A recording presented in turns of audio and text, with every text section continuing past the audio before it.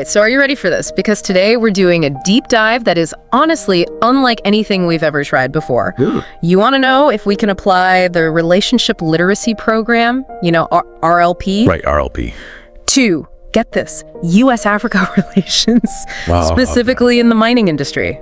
I'll be honest, my first thought was like, whoa, that is a wild idea. Yeah. But, then I dug into the sources you sent. One deep dive on RLP itself. Okay. And then this other one outlining a U.S. strategy for African minerals. And I gotta say, I'm seriously intrigued now. Yeah, it is a fascinating proposition. Yeah. You see, the RLP is something that we typically use on like an interpersonal level. Right.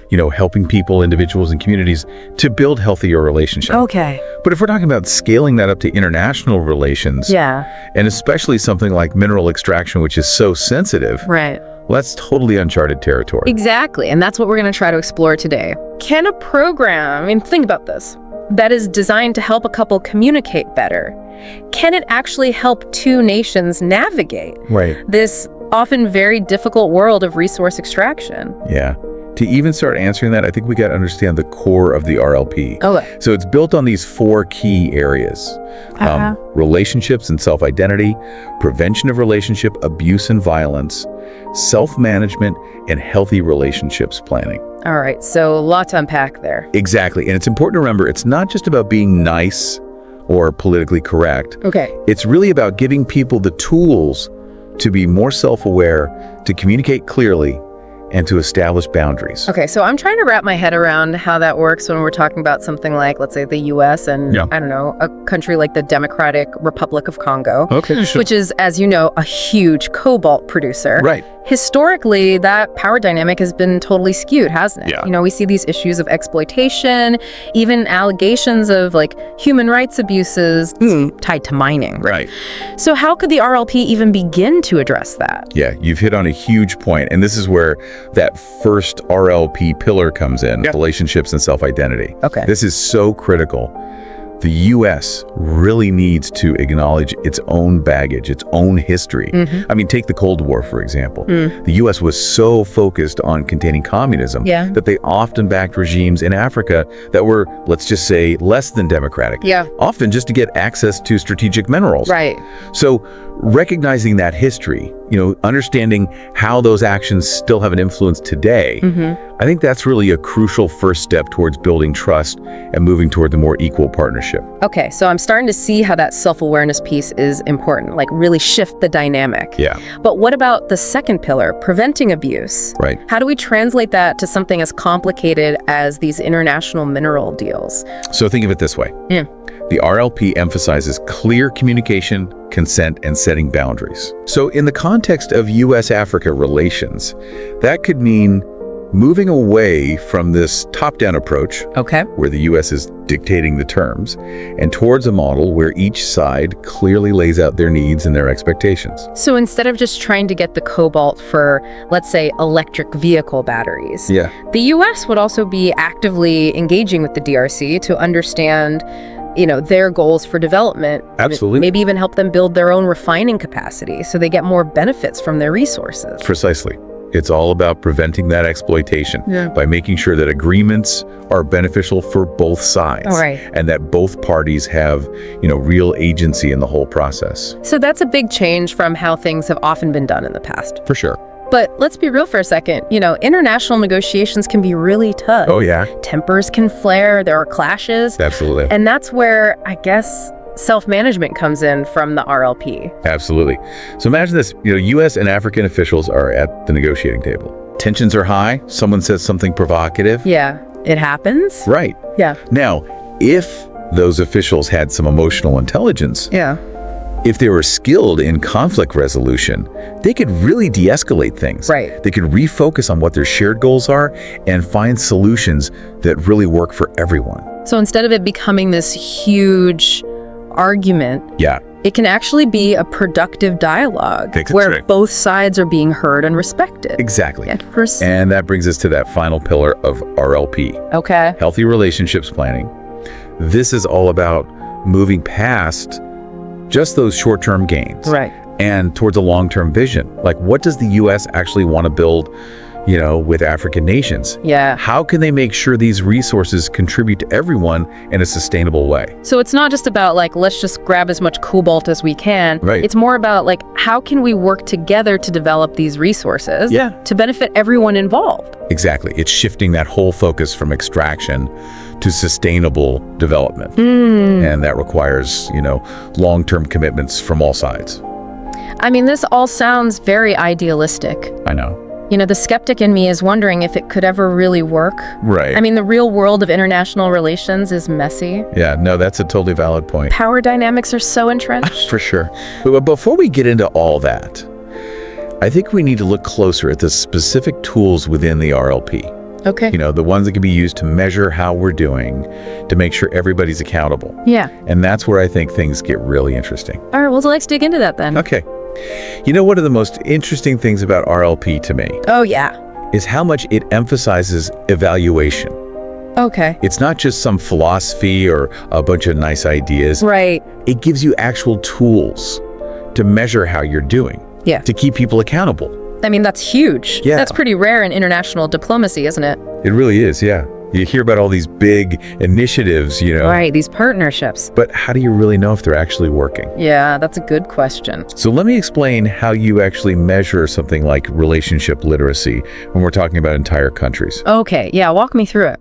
Okay, so the RLP uses a few different approaches. Yeah. We're talking surveys, we're talking behavioral observations, we do focus groups, and even long-term studies. Okay, so unpack that a little bit for me. Okay, sure. So surveys, I mean, that makes sense. Yeah. But who are we surveying? We can't exactly poll everyone in a country. No, you're right. You got to be strategic. Okay. So we would target the key players, government officials, people involved in the mineral deals, industry leaders, community representatives on both sides, both in the U.S. and in the African countries. Right. We'd even include NGOs who are working in the region.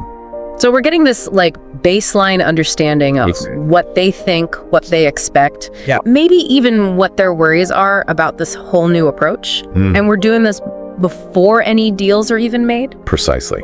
Then, after a while, we go back and survey them again. Okay.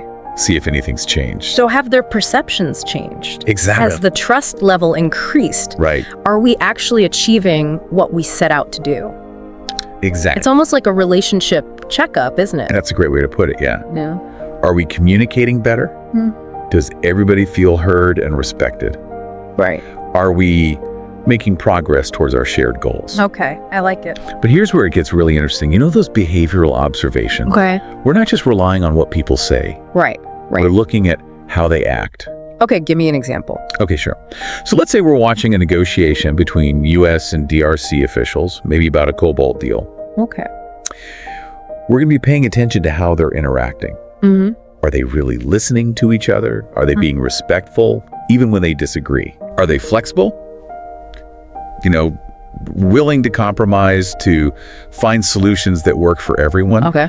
Or are we seeing those same old patterns, domination and coercion? So it's not just about the terms of the deal. It's about the whole process of getting there. Exactly. Whether both sides are participating as equals. Precisely. And then that's where those focus groups come in. Okay. We get all those people we surveyed back together in a room, give them a safe space to talk about what they're experiencing. And what are we looking for there? Well, we want to know what's working, what isn't working. Okay. Are there any surprises, consequences we didn't expect? I mean, I imagine those conversations could get pretty intense. Oh, yeah. Especially if you have people with different views or, accusations that promises were broken. Absolutely. But that's exactly where those RLP principles come in. Okay. Communication, conflict resolution. Right. It's about making sure those tough conversations happen in a way that's constructive. So it leads to solutions, not just resentment. I see. Okay. Now, you also mentioned these long-term studies, the longitudinal studies. Right. Those sound pretty involved. They are, yeah. This is where we look at what happens over time. Okay. What's the lasting impact of this whole new approach? So has it led to more sustainable development in the African countries? Exactly. Are we seeing real improvements in infrastructure, education, healthcare? Yeah. And are those positive changes lasting? That's what this data helps us understand. So we're not just measuring the money, we're measuring how it impacts people's lives. Precisely. So what do you think about this whole framework? I mean, it's incredibly thorough. I'm starting to see how this could add a whole new level of accountability and transparency, which we often don't see in international agreements. That's true. And don't forget, this information wouldn't be kept secret. Right. It would all be public, so everyone can see how things are going. Right, where the successes are, where we need to improve. Exactly, because transparency builds trust. And trust is so important for any relationship, whether it's between people or entire countries. Absolutely. So, we've talked a lot about RLP in theory. Yeah. But I think we need to look at that white paper you mentioned. Right. The one outlining a real U.S. strategy for African minerals. What were your first impressions of that? Well, it's pretty clear that the U.S. sees Africa's mineral wealth as really important, especially with all this transition to electric vehicles, renewable energy, and all that. Right. The demand is just going to keep increasing. Exactly. All of that needs huge amounts of cobalt, lithium, manganese. Yeah, you're right. And the white paper does talk about getting those resources responsibly. You know, environmental sustainability, working with African countries as partners. Right. It even mentions helping them develop their own processing industries. Right, which fits with that whole idea of mutual benefit from the RLP. Exactly. But here's the thing that I noticed. Okay. It doesn't really address those historical issues we talked about. You know, colonialism, the problems with conflict minerals. Yeah, you're right. It kind of ignores those big elephants in the room. Exactly, and that's where I think the RLP framework could be so useful. Yeah. It forces us to actually confront those tough issues. Right. Acknowledge the power imbalances and try to find solutions that are fair and just. You're absolutely right. So we've got this framework for better relationships and a policy that, at least on paper, aims for a more collaborative approach. But can we actually bring those two together? Can the RLP really work in this big, messy world of geopolitics? Well, that's the million-dollar question, isn't it? It is. We're back, and I gotta say, this whole conversation has really gotten me thinking. Yeah. You know, I started out pretty skeptical. Right. Like, can we really apply relationship advice to, you know, global mineral strategies? It is a pretty unusual idea. But I'm starting to see how it could work, but it's gonna be tough. It's definitely complex, but that's what I like about these deep dives, you know? They really push us to think outside the box. So let's cut to the chase. Can the RLP actually work in this context? Can it really change how the U.S. deals with Africa when it comes to these resources? I mean, if you want a simple yes or no, it's too early to say. Okay. We're really in uncharted territory. Right. But what I do think is that the RLP gives us some good tools. Okay. And a really powerful framework for thinking about these relationships in a new way. All right, so let's say the U.S. is actually serious about putting this into practice. What would those first steps look like? Well, the first thing is that they have to really commit to those RLP principles, you know? Right, the self-awareness, communication. Exactly, the mutual respect that focus on the long term. Sustainable solutions, yeah. And being willing to be held accountable. So no more shady deals or pushing through agreements that only help American companies. Exactly. The U.S. has to approach these negotiations like a real partnership. Right. They have to recognize that African nations have their own goals. Their own priorities. And that means listening to those goals. Yeah, not just assuming we know what's best. Right, and being willing to compromise. You know, understanding that a win-win might mean giving up some of that traditional leverage. Okay, so how about a concrete example? Sure. We talked about cobalt mining in the DRC. Right. What would an RLP approach actually look like in that situation? So imagine this. Instead of just talking about the price of cobalt, U.S. officials sit down with their counterparts in the DRC. Okay. And they talk about the impact of mining, you know, on the environment and on people. Okay. They ask questions like, how can we make sure that the mines don't displace communities or pollute the water? How can we help build local refining capacity so that the DRC gets more benefit from its resources? So it's a completely different way of looking at it. Yeah, it's not give us what we want. Right. It's more like, let's work together to find something that works for everyone. And I guess this is where that whole RLP evaluation framework would come in, right? It would be critical. Yeah. You know, the surveys and the observations and the focus groups, right? All of that would tell us if this new approach is actually making things better. And making all that information public would show that they're serious about transparency. Exactly. And accountability, which are both key for building trust. And trust is the basis of any good relationship, whether it's between people or entire countries.